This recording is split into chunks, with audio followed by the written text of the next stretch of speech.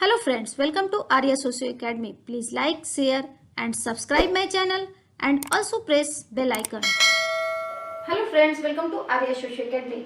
आज का हम लोग टॉपिक है समाजशास्त्री पद्धति के नियम, सामाजिक तथ्य।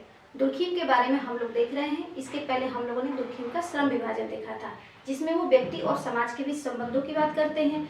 इसमें आज हम लोग बात करेंगे सामाजिक तथ्य के बारे में, जिसमें वो बताना चाहते हैं कि समाजशास्त्र को किस तरह से वैज्ञानिक विधि या समाजशास्त्र की अध्ययन वस्तु क्या होनी चाहिए, इसके बारे में ये इस अवधारणा के माध्यम से बताते हैं। तो आज का टॉपिक है हम लोग का सामाजिक तथ्य। चलिए शुरू करते हैं। पहले देखिए सामाजिक तथ्य की बुक की बात कर लें। ये किस बुक में देते हैं? Rules of sociological methods. ये है 1895। याद रखिएगा, रूल्स ऑफ सोशियोलॉजिकल मेथड 1895। कई बार ये पेपर में आता भी है। इसके पहले हम लोग देखें division of labour in society, वो कब थी बुक? 1893 में है। जस्ट 2 साल बाद ये बुक आती है रूल्स ऑफ सोशियोलॉजिकल मेथड, जिसमें ये सामाजिक तथ्य के बारे में बताते हैं। अब देखिए इनका उद्देश्य क्या था, इस बुक के माध्यम से वो क्या करना चाहते थे, क्या बताना चाहते थे। ये समाज शास्त्र के वैज्ञानिक अध्ययन के लिए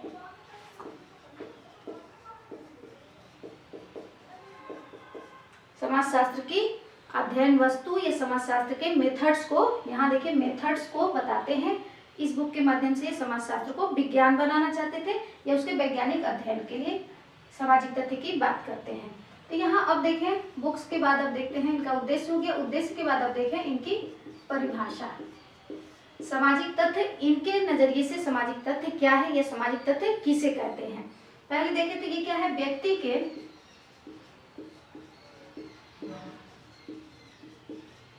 विचार, व्यक्ति के कार्य करने, विचार करने,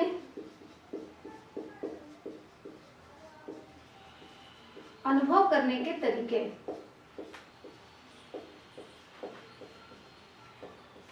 अनुभव करने के तरीके जो व्यक्ति से बाहर है या बाहर होता है, तथा जो दबाव की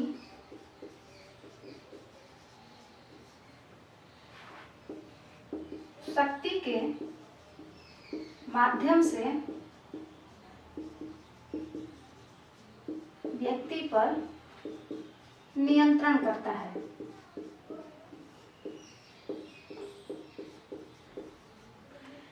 अब इस परिभाषा से हम लोग देखें सामाजिक तथ्य किसे कह रहे हैं। ये हम जो भी कार्य करते हैं या जो भी विचार करते हैं या जो भी अनुभव करते हैं, ये सारे कार्य या अनुभव करने के तरीके या विचार करने के जो तरीके हैं जो व्यक्ति से बाहर होते हैं। हम जो भी कार्य करें जिस पे हमारा बस ना हो, हमारे बस में वो चीज ना हो और वो हमारे ऊपर फोर्स डाले कि नहीं आपको ये करना चाहिए, जिसके माध्यम से क्या है व्यक्ति पर नियंत्रण रहता है। जिससे व्यक्ति पर नियंत्रण रहता है और समाज पर नियंत्रण बना रहता है, तो इसके माध्यम से वो सारी चीजों को सामाजिक तथ्य कहेंगे।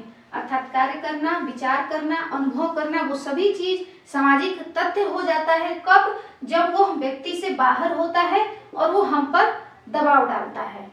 तो इस परिभाषा से ये सारी चीजें सामाजिक तथ्य कहलाती हैं। सामाजिक तथ्य को और अच्छे से समझने के लिए इसकी विशेषताओं को हम लोग को समझना होगा, इसके और गुणों को समझना होगा, जिससे हम समझ सके कि दुर्खिम महोदय सामाजिक तथ्य किसे कहते हैं, जिसको हम लोग भी जाने। अब यहाँ एग्जाम्पल इसकी कुछ देख लें हम लोग। एग्जाम्पल में हो गया आपको आत्महत्या की दर,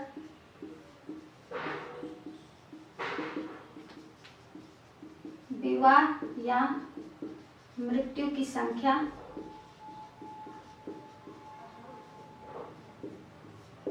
घर बनाने के तरीके,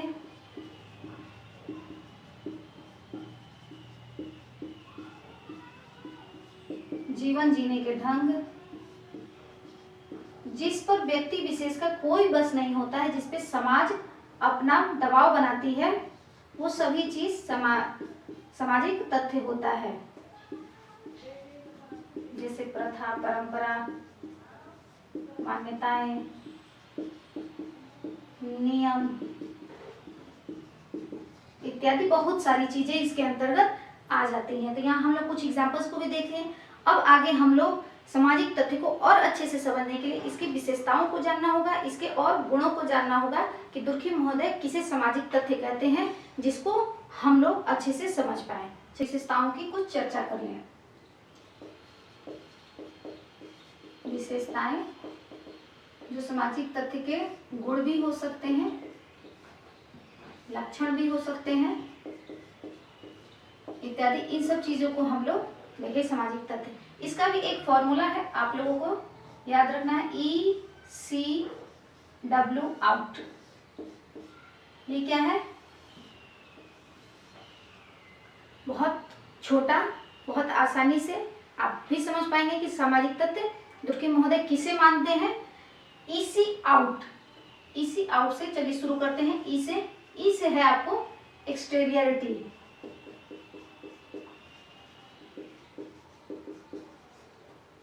मतलब बाह्यता, जो व्यक्ति से बाह्य हो। ठीक है, बाह्यता में ये कहते हैं कि व्यक्ति क्या है, कुछ भी सामाजिक जो तथ्य है उसका निर्माण तो व्यक्ति करता है, मगर वो क्या होता है, व्यक्ति से ऊपर हो जाता है। इसका निर्माण व्यक्ति द्वारा होता है, मगर वो क्या हो जाता है, व्यक्ति से ऊपर हो जाता है, अर्थात व्यक्ति का उस पे बस नहीं चलता है। जैसे हमारे आप समझ लीजिए धार्मिक विचार जितने हो जाए, हमारी प्रथा हो गई, परंपराएं हो गई, ये सभी क्या हो गए, ये हमसे बाह्य है, हमारा इन पे बस नहीं चलता है। जैसे एग्जांपल आप ले लीजिए, धार्मिक विचार हैं, हमने अभी इसके आगे जब हम लोग पढ़ेंगे तो दुर्खी महोदय खुद आगे बताते हैं कि हमारे विश्वास पवित्र और अपवित्र वस्तुएं, वस्तु तो वही है जिसे, लेकिन कुछ वस्तुओं को हम पवित्र मानते हैं और कुछ वस्तुओं को अपवित्र मानते हैं। जैसे हम एग्जाम्पल यहाँ ले लें, जैसे हम मंदिर के बाहर जाते हैं, मंदिर के बाहर जाते हैं, सभी लोग मंदिर के बाहर चप्पल खोलते हैं, जूते चप्पल खोलते हैं, मंदिर के बाहर जूते चप्पल खोलना।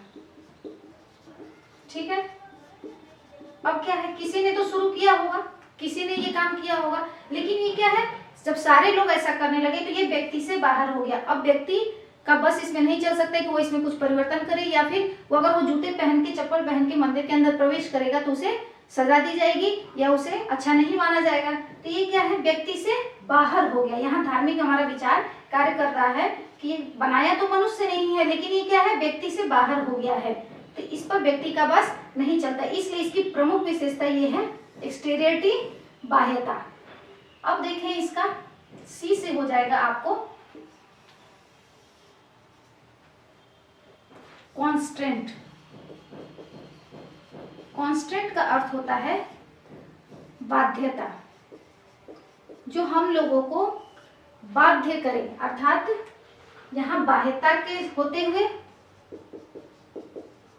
बाह्यता के साथ सामाजिक शक्ति भी होती है, समाज की शक्ति भी निहित होती है।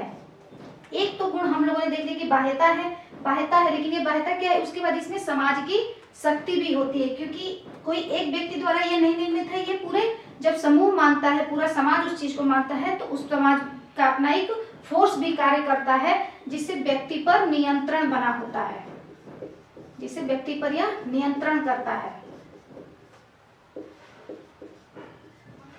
जैसे आप एग्जाम्पल में समझिए, जब हम दिवाली मनाते हैं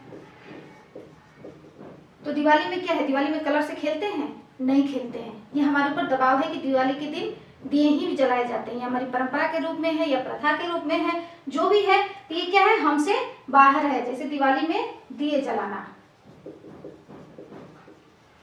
होली में दिए जलाएंगे, नहीं जलाएंगे, होली में कलर खेलना, रंग खेलना, तो ये क्या है, ये सभी हमारे को बाध्य करते हैं कि नहीं, हमें ऐसे ही ये काम करना है। हमें दिवाली के दिन क्या है, गणेश लक्ष्मी की और हम पूजा करते हैं, तो क्या है, ये हम बाध्य हैं कि हमें उनकी ही पूजा करनी है। तो इस तरह से क्या है, ये बाह्यता और बाध्यता, ये मोस्ट इम्पोर्टेंट सामाजिक तथ्य का लक्षण है, बाह्यता और बाध्यता। फिर अब देखते हैं यहाँ से, अब W से होता है आपको वर्क। अभी हम लोगों ने इसकी परिभाषा में क्या देखा था कि हमें हमारे कार्य करने, कार्य कहीं मैंने यहाँ वर्क लिया है, कार्य करने, विचार करने या सोचने, अनुभव करने, अनुभव करने के तरीके हैं, अनुभव करने के तरीके होते हैं जिसे सामाजिक तथ्य कहते हैं। जैसे आप एग्जाम्पल ले लीजिए, कोई लेडी अगर प्रेग्नेंट है तो सिर्फ वो लेडी ही नहीं, उसकी पूरी फैमिली चाहती है कि उसके यहाँ लड़का हो। क्या होता है? लड़का है, लड़का हो या पुत्र की चाहत होती है, पुत्र की चाहत होती है। क्यों होती है?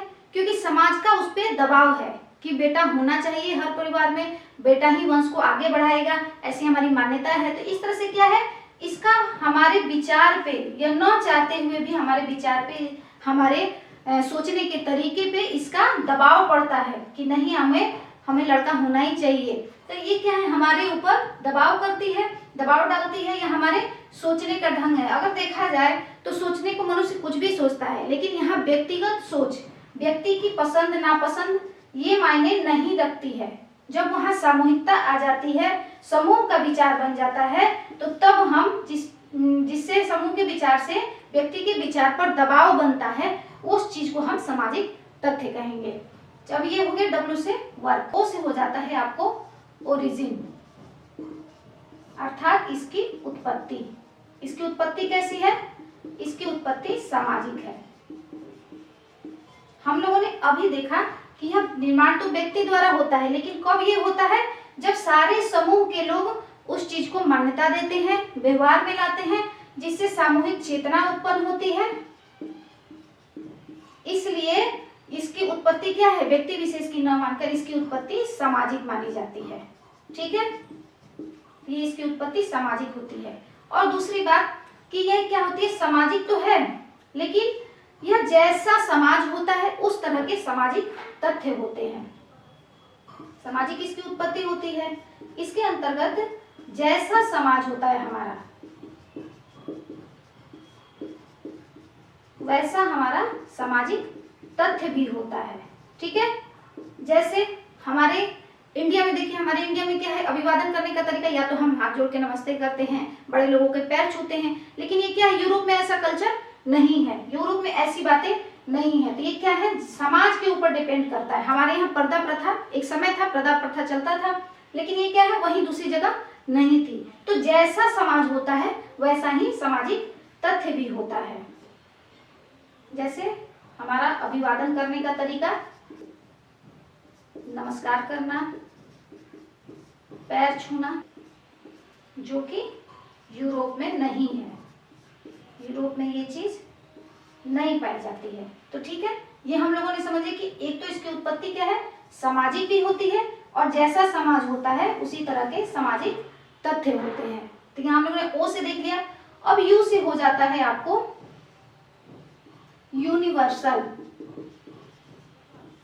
अर्थात सार्वभौमिक। अभी हम लोगों ने बात की कि यह पूरे समाज द्वारा मान्य होता है। जब समाज के लोग मानते हैं, उनमें सामूहिक चेतना आती है, तब जाके कोई चीज सामाजिक तथ्य बनता है। तो ये क्या है, इसका तात्पर्य होगा क्या कि यह सार्वभौमिक होता है। जिस समाज की बात होगी वो पूरे समाज में, उसके समाज के सभी लोग उस चीज को मानेंगे। जैसे हमारा तरीका है नमस्कार करना, तो हमारे समाज में सभी लोग नमस्कार करेंगे। या फिर जिस तरह की जो सामाजिक तथ्य होगी वो पूरे समाज पर मान्य होगी।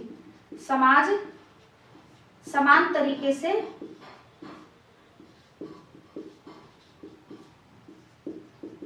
मानता है। हो गया सार्वभौमिक, हो गया समाज इसे क्या है, समान तरीके से मानता है। जैसे हम लोगों ने अभिवादन को ही जैसे एग्जांपल में लिया, तो ये क्या है, जिस समाज में भी पाया जाएगा उस समाज के सभी व्यक्ति द्वारा इसका पालन होगा, समान तरीके से ये समाज में पाया जाएगा। तो इसलिए ये यूनिवर्सल हो गया। चलिए अब T से देखें। T से हो जाता है आपको ट्रांसफर। ट्रांसफर मतलब एक पीढ़ी से दूसरी पीढ़ी में हस्तांतरण। अर्थात हमने जो चीज समाज से सीखा, जो हमारी परंपरा थी, प्रथा थे, विचार थे, मान्यताएं थी, वो सभी क्या है, हम आगे अपनी नेक्स्ट जनरेशन को वही चीज हम ट्रांसफर करते हैं। जैसे अब एग्जांपल में जो हम लोगों ने लिया कि दिवाली के दिन दिए जलाते हैं। हम लोगों ने सोसाइटी से देखा कि सब लोग दिए जलाते हैं दिवाली के दिन। एक रावण और राम की कथा प्रचलित है कि भाई राम 14 वर्ष वनवास काटने के बाद आए, तो हम लोग इस खुशी में दिए जलाते हैं, गणेश लक्ष्मी की पूजन करते हैं। तो इस तरह से क्या है, जो चीज हमने समाज से प्राप्त की, जो चीज हमने समाज से सीखा, वो क्या है, हम आने वाली नेक्स्ट जनरेशन को भी यही चीज सिखाते हैं कि ये ऐसे करते हैं, हम वैसे करते हैं। ये सारी चीजें हम एक पीढ़ी से दूसरे पीढ़ी में हस्तांतरण करते हैं। और ये हस्तांतरण किसके माध्यम से होता है? समाजीकरण के माध्यम से। इस पर भी वीडियो बना हुआ है समाजीकरण का, जिसपे आप डिटेल में देख सकते हैं कि समाजीकरण के माध्यम से हम अपनी सारी सामाजिक जो तथ्य हैं वो एक दूसरे से, एक पीढ़ी से दूसरी पीढ़ी में ट्रांसफर होता है। तो यहाँ हम लोगों ने मुख्य रूप से सामाजिक तथ्य की विशेषताओं की चर्चा कर ली, जिसमें सबसे प्रमुख है आपकी बाह्यता और बाध्यता। ये कई बार एग्जामिनेशन में आता है, इंपॉर्टेंट है। सामाजिक तथ्य मतलब सामाजिक तथ्य का सबसे मेन इंपॉर्टेंट 2 गुण है, EC, एक्सटेरियरिटी, और कांस्टेंट, बाह्यता और बाध्यता। तो यहाँ हम लोगों ने विशेषताओं को देखा, तुर्की महोदय ने सामाजिक तथ्य की जो विशेषताएं बताई उसके बारे में हम लोगों ने चर्चा की। आगे देखें हम सामाजिक तथ्य के प्रकार। यहाँ अब हम लोग प्रकार में देखें कि सामाजिक तथ्य के कितने प्रकार हैं। प्रकार की बात करें तो सामाजिक तथ्य के 2 प्रकार हैं। एक हो जाता है आपको सामान्य सामाजिक तथ्य, और दूसरा आपको आ जाता है व्याधिकीय सामाजिक तथ्य, जिसको हम लोग इंग्लिश में बोलते हैं नॉर्मल सोशल फैक्ट, और इसको बोलते हैं पैथोलॉजिकल सोशल फैक्ट। तो यहाँ हम लोगों ने सामान्य सामाजिक तथ्य और व्याधिकीय सामाजिक तथ्य। अब देखें हम लोग कि सामान्य सामाजिक तथ्य क्या होता है। सामान्य सामाजिक तथ्य वे होते हैं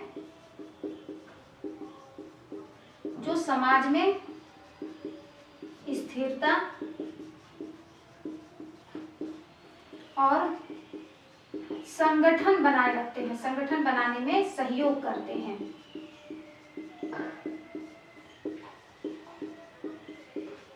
तो नॉर्मल सोशल फैक्ट कौन सा होता है? नॉर्मल सोशल फैक्ट वो होते हैं जो समाज में क्या है, स्थिरता, जिससे समाज स्थिर बना रहे और जिसमें संगठन बना रहे, यूनिटी बना रहे, लोग में विवाद कम हो, लोग आपस में मिलजुल के रहें, एक आदर्श समाज की जिससे कल्पना की जा सके, एक सिस्टमेटिक ढंग से जिससे समाज चल सके, उस चीजों को हम नॉर्मल सोशल फैक्ट कहते हैं। जैसे हमारे इसमें आ जाएंगे आपको हमारी प्रथाएं, परंपराएं, हमारी मान्यताएं, मूल्य इत्यादि, ये सारी चीजें इसमें आ जाती हैं। अब देखें व्याधिकीय सोशल फैक्ट क्या है। जो समाज के में जो स्थिरता को भंग करे, जो संगठन को नुकसान पहुंचाए, वो सारी चीजें क्या हो जाएंगी, व्याधिकीय हो जाएंगी। अर्थात समाज के जो स्वीकृत प्रतिमान है, जो समाज में पहले से चला आ रहा स्वीकृत प्रतिमान है, जिसे सभी समाज मानता है, प्रतिमान के विपरीत कार्य करते हैं और के विपरीत, और समाज में रुग्णता पैदा करते हैं, अर्थात समाज में एक बीमारी के रूप में कार्य करते हैं। जैसे यहाँ अपराध हो गया, बाल अपराध हो गया, वेश्यावृत्ति हो गई इत्यादि, ये सारी चीजें जो समाज के लिए उचित नहीं है, समाज में एक बीमारी के रूप में है, समाज को बीमार करते हैं, उस चीज को हम व्याधिकीय सामाजिक तथ्य कहते हैं। तो यहाँ हम लोगों ने डिटेल में देखा कि सामाजिक तथ्य क्या है, समाज की तथ्य की विशेषताएं क्या हैं, उसके प्रकार क्या हैं। तो आई थिंक आप लोगों को कोई कंफ्यूजन नहीं होगा, सारी बातें यहाँ क्लियर हो गई कि सामाजिक तथ्य क्या है। थैंक यू, धन्यवाद। Please like, share and subscribe my channel and also press bell icon.